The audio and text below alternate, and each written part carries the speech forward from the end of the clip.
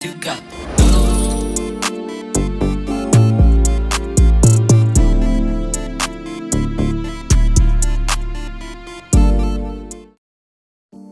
Assalamualaikum warahmatullahi wabarakatuh. Saya Syahra Putri Nabila sebagai pemateri 1 akan memulai penjelasan materi terkait analisis proses bisnis utama dari PT Nusantara Sejahtera Raya Tbk, yaitu Cinema XX1. Siapa sih yang nggak tahu Cinema XX1? Jaringan bioskop terkemuka yang paling sering kita kunjungi gitu ya. Sebelum itu saya akan menyampaikan apa saja sih yang akan kita bahas pada presentasi kali ini, yaitu yang pertama tujuan presentasi, kedua latar belakang, ketiga alur proses bisnis, dan yang terakhir kesimpulan. Baik, tujuan presentasi ini adalah untuk menganalisis latar belakang PT Nusantara Sejahtera Raya Tbk sebagai pengelola Cinema XX1. Selain itu, kami juga mengidentifikasi keuangan perusahaan yang meliputi pendapatan, pengeluaran, dan aset perusahaan. Dan yang terakhir, kami akan menjelaskan alur proses bisnis yang digunakan dalam operasional Cinema XX1 menggunakan aplikasi BPMN, website BPMN. Selanjutnya ada struktur organisasi perusahaan yang menggambarkan pembagian tugas dan tanggung jawab dalam perusahaan. Struktur ini dimulai dari jajaran komisaris, direksi, hingga ke divisi-divisi operasional ya. Dengan adanya struktur organisasi yang jelas, perusahaan tentunya dapat berjalan lebih efektif karena setiap bagiannya memiliki peran masing-masing gitu. Lanjut ke latar belakang, di sini ada profil perusahaan dan juga sejarah singkat dari Cinema XX1. Kita ke profil perusahaan dulu. Nama perusahaannya yaitu PT Nusantara Sejahtera Raya Tbk dengan kode saham Bursa Efek Indonesia CNMA dan didirikan tahun 1987 dengan CEO-nya yaitu Bapak Suryo Suherman. Nah, perusahaan ini juga berkecimpungan dalam sektor hiburan atau komunikasi. Beralih ke sejarah singkat, di mana Cinema XX1 bermula pada tahun 1986 saat bioskop Kartika Chandra direnovasi menjadi multiplex pertama di Indonesia. Pada tahun 1987, Studio 21 resmi dibuka sebagai bioskop modern. Nah, perusahaan kemudian berkembang dan pada tahun 2004 meluncurkan merek Cinema XX1 sebagai identitas utamanya. Sejak 2017, Cinema XX1 melakukan ekspansi melalui kerjasama dengan berbagai pusat perbelanjaan seperti Transmart dan Ramayana, sehingga memperluas jangkauan bioskop di berbagai kota di Indonesia. Di sini kita dapat melihat Cinema XX1 dalam jumlah angka.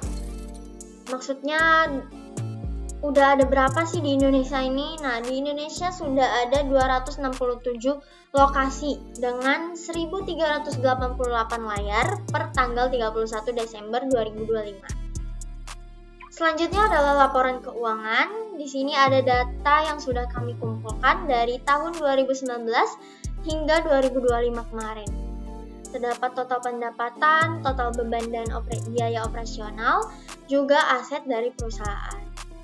Analisis laporan keuangan PT Nusantara Sejahtera Raya Tbk dari 2019 sampai 2025. Pendapatan perusahaan mengalami penurunan drastis pada 2020 hingga 2021.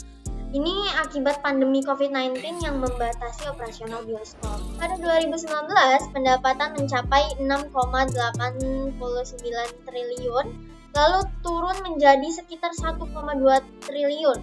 Namun sejak 2022, pendapatan mulai pulih signifikan seiring dibukanya kembali industri hiburan hingga mencapai 5,86 triliun pada 2025. Beban dan biaya operasional juga menurun saat pandemi, tetapi kembali meningkat mengikuti pemulihan aktivitas bisnis. Hal ini menunjukkan perusahaan mampu menyesuaikan biaya operasional dengan kondisi pasar ya.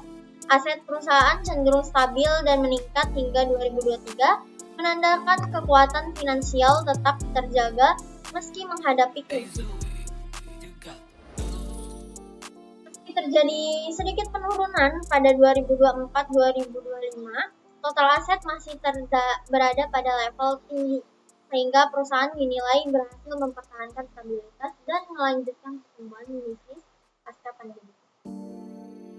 Baik, di sini kita akan mulai masuk ke proses bisnis yang terjadi pada Cinema XX1. Yang pertama yaitu perencanaan dan penjadwalan tayang atau scheduling. Proses ini dimulai oleh staf penjadwalan dengan memilih film yang akan tayang, kemudian melakukan pengecekan kontrak distribusi. Jika kontrak tidak valid nih, maka harus memilih film lain. Jika kontrak valid, staf melanjutkan dengan menganalisis popularitas film, menentukan studio yang digunakan, dan juga menetapkan jam tayang. Setelah jadwal selesai, sistem akan menyimpan data jadwal, lalu mempublikasikannya ke TixID dan M.Tx, serta memperbarui loket fisik hingga jadwal resmi dapat dilihat oleh pelanggan. Di sini kita menggunakan website BPMN. Tools yang digunakan apa aja sih? Di sini terdapat tool scheduling film bioskop. Lalu di dalam tool itu terdapat dua lane. Yang pertama staf penjadwalan dan yang kedua sistem. Proses ini dimulai dari lane staf penjadwalan. Menggunakan start event start. Kemudian lanjut ke pilih film menggunakan tes, lanjut cek kontrak distribusi, lanjut ke kontrak valid. Jika tidak, maka kembali pilih film lain. Jika iya, analisis popularitas film, kemudian tentukan studio, lanjut tentukan jam tayang, beralih ke sistem menyimpan jadwal, lalu sistem publish ke TixID dan M.Tx, kemudian update loket fisik juga, dan berakhir di event end, yaitu jadwal dipublikasikan agar pelanggan dapat melihat jadwal-jadwal film yang terbaru yang akan tayang. Sekian, terima kasih. Selanjutnya, manajemen penjualan tiket. Pelanggan memulai dengan memilih kanal pembelian, kemudian memilih film dan jadwal tayang yang diinginkan. Setelah itu, pelanggan memilih kursi, lalu sistem akan mengecek ketersediaan kursi. Jika kursi tersedia, sistem melanjutkan ke proses pembayaran. Setelah pembayaran berhasil, sistem akan menghasilkan etiket untuk pembelian online atau mencetak tiket melalui staf loket untuk pembelian offline. Setelah tiket diterima, pelanggan dapat masuk ke teater untuk menonton film. Selanjutnya, pengelolaan layanan pesanan makanan dan minuman. Pelanggan dapat melakukan pemesanan secara online melalui aplikasi atau offline dengan datang langsung ke gerai F dan B. Setelah itu, pelanggan memilih menu, menentukan metode delivery atau pick-up, lalu melakukan pembayaran. Sistem akan menerima dan memproses pembayaran. Kemudian pesanan dikirim ke staf untuk dicatat dan disiapkan. Setelah pesanan selesai, makanan diserahkan kepada customer jika pick up atau kepada kurir jika delivery hingga pesanan diterima. Selanjutnya, pemrosesan pembayaran terintegrasi.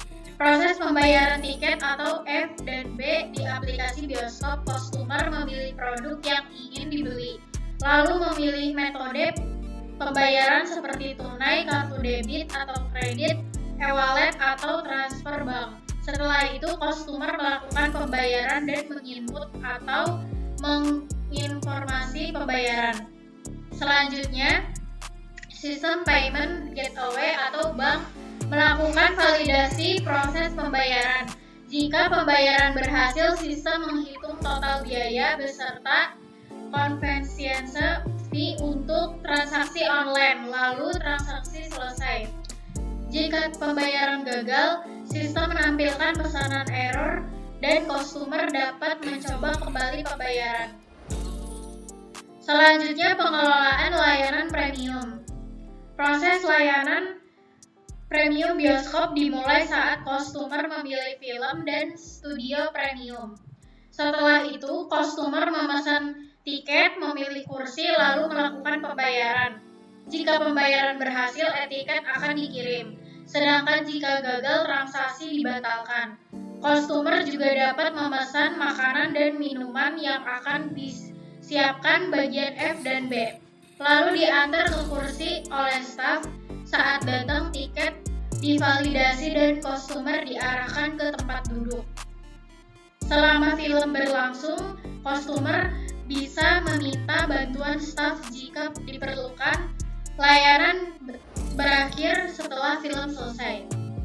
Oke, selanjutnya di sini saya akan menjelaskan alur dari proses pengelolaan digital platform dan convenience fee, yang dimana diagram ini menggambarkan interaksi antara pelanggan dan XX1 digital entity melalui aplikasi seperti Tix ID, MTix atau mFood. Di sini ada dua pool, yang dimana di sini ada pool pelanggan dan ada pool XX1 digital entity. Proses bermula dari pelanggan, yang dimana pelanggan membuka aplikasi, lalu pelanggan memilih layanan tiket atau makanan, dan berlanjut ke tahap melakukan pembayaran digital. Sesudah pelanggan melakukan pemilihan layanan tiket makanan, di sini proses berpindah ke sistem aplikasi, yang dimana pilihan pelanggan tersebut direspon oleh sistem aplikasi, yang dimana sistem akan menampilkan rincian pesanan beserta harga dasar, lalu menambahkan convenience fee ke total tagihan. Lalu di sini ada gateway untuk mengecek apakah pembayarannya berhasil. Jika pembayarannya berhasil, sistem akan memicu parallel gateway, yang artinya ada 3 proses tambahan yang berjalan secara bersamaan di latar belakang. Yang pertama itu ada sistem aplikasi, yang dimana sistem aplikasi ini akan menerbitkan etiket atau e-receipt kepada pelanggan, dan layanan dinyatakan selesai diberikan. Lalu yang kedua ada tim IT dan database, yang dimana proses ini akan memperbarui database dan riwayat transaksi pelanggan, lalu database akan diperbarui. Yang ketiga ada sistem keuangan atau finance, yang dimana finance akan menerima data mutasi dari payment gateway, memisahkan alokasi dana antara harga tiket murni dan convenience fee, lalu mencatatnya sebagai perolehan pendapatan. Oke, selain alur transaksi, di line IT dan database juga terdapat proses independen yang dipicu oleh waktu atau timer event, di mana tim akan melakukan pemeliharaan sistem dan pengelolaan keamanan database pelanggan secara rutin. Proses dimulai dari timer event. Simbol di sini menggunakan timer event. Proses bernama jadwal pemeliharaan rutin. Tim akan melakukan pemeliharaan sistem dan aplikasi. Setelah itu, tim akan mengamankan database pelanggan, lalu pemeliharaan selesai. Oke, selanjutnya beralih ke proses kedua, yaitu penayangan film dan operasional studio. Di sini, diagram akan menjelaskan proses fisik ketika pelanggan sudah tiba di bioskop untuk menonton. Alur ini melibatkan pelanggan dan staf operasional bioskop, seperti staf ticketing, staf studio, operator proyek. Proses bermula saat pelanggan tiba di pintu studio dan menunjukkan etiket atau tiket fisik. Pelanggan di sini akan tiba di pintu studio. Pelanggan akan menunjukkan tiket fisik kepada staf ticketing. Staf ticketing akan memindai barcode. Nah, di sini dicek apakah tiketnya valid. Jika tiket tidak valid, maka pelanggan akan diarahkan ke customer service dan proses akan berakhir di mana end event tidak diizinkan masuk. Nah, jika tiket valid atau iya, maka pelanggan dipersilakan masuk dan staf studio akan mengarahkannya ke kursi. Ketika waktu menunjukkan jadwal tayang film disimbolkan dengan timer event, sebuah parallel gateway muncul, 2 divisi untuk beraksi bersamaan. Di sini akan muncul 2 proses bersamaan, yang dimana yang pertama yaitu staf studio. Staf studio akan meredupkan pencahayaan studio, lalu memantau keamanan dan kenyamanan penonton, dan pemantauan selesai. Lalu yang kedua, di sini ada operator proyektor. Operator proyektor akan mengaktifkan proyektor dan sistem suara yang memungkinkan pelanggan bersiap untuk menonton film. Lalu di sini ada timer event. Saat durasi film habis atau kredit titelnya muncul, Di sini sinyal dikirim kembali ke staf studio. Staf kemudian menyalakan kembali pencahayaan. Di sini staf akan menyalakan kembali pencahayaan secara penuh. Lalu operasional studio akan selesai. Dan pelanggan melihat lampunya menyala, pelanggan akan bersiap beranjak dari kursi dan keluar dari studio. Selesai. Pemasaran dan penayangan iklan atau advertising. Di sini, proses dimulai saat pengiklan mengajukan slot iklan. Kemudian, tim sales melakukan negosiasi harga dan jadwal. Jika disetujui, kontrak dibuat dan materi iklan diserahkan. Tim konten melakukan pemeriksaan kualitas jika sesuai standar. Iklan diunggah ke sistem digital dan ditayangkan sebelum film dimulai. Setelah penayangan, sistem membuat laporan tayang dan pengiklan menyelesaikan pembayaran. Lalu penyelenggaraan acara dan aktivasi MICA atau Event dan MICE. Di sini klien mengajukan kebutuhan venue dan jadwal acara. Lalu tim sales memeriksa ketersediaan venue. Jika tersedia, penawaran harga dan kontrak diberikan kepada klien. Setelah kontrak disetujui dan DP dibayar, tim operasional menyiapkan venue, FV serta F&B sesuai kebutuhan acara. Pada hari pelaksanaan, tim memastikan acara berjalan lancar hingga selesai. Lalu pembersihan dan perawatan studio atau cleaning maintenance. Di sini proses dimulai setelah pelanggan selesai menonton dan keluar dari studio. Petugas kemudian memeriksa jadwal tayang berikutnya. Jika masih ada jadwal, tim cleaning service melakukan pembersihan cepat atau turnaround cleaning agar studio siap digunakan kembali. Jika jadwal terakhir selesai, studio ditutup dan dilakukan deep cleansing serta perawatan fasilitas. Setelah seluruh proses dibersihkan dan perawatan selesai, studio dinyatakan bersih dan operasional harian ditutup. Lalu kesimpulan materi. Analisis proses bisnis PT Nusantara Sejahtera Raya menunjukkan bahwa proses layanan bioskop dan penjualan tiket sudah berjalan secara terstruktur, namun masih memiliki peluang untuk ditingkatkan melalui penyederhanaan alur dan penguatan, koordinasi yang terbagian, serta pemanfaatan sistem digital yang lebih terintegrasi. Terima kasih.